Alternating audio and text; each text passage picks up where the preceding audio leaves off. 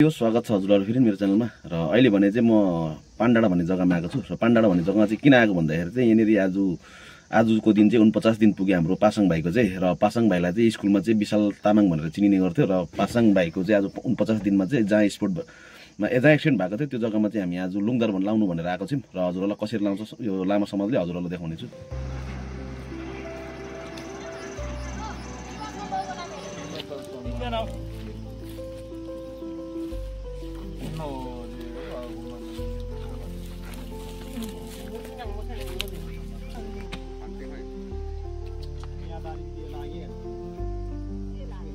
र हाम्रो पासाङ भाइको चाहिँ जुन चाहिँ गुरुबथानको चेकपोस्ट छ चेकपोस्टदेखि ठिक अलिकति 300 मिटर अगाडिपट्टि चाहिँ एक्सिडेन्ट भएको छ यसरी र लामाहरूले चाहिँ यसरी काम गरिराख्नु भएको।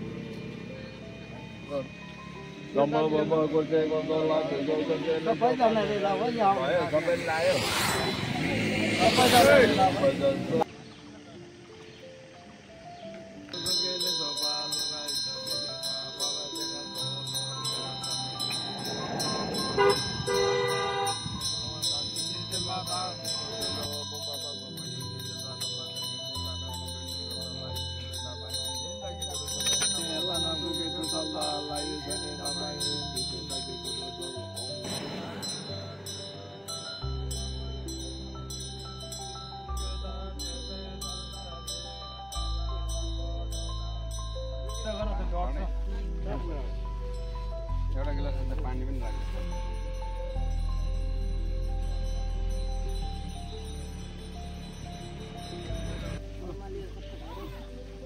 एउटा प्लास्टिकको गिलास देऊ त यो जो चाहिँ यहाँ छोडिराख्नु।